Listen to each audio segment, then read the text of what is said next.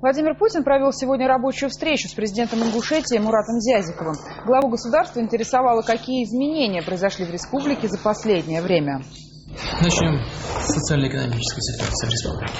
2006 год, он завершился для нас удачно. Мы можем сказать, что сегодня в республике политическая стабильность, экономический динамизм. Мы полностью газифицировали республику. Все населенные пункты в Южном федеральном округе несколько лет назад мы по этим позициям занимали последнее место.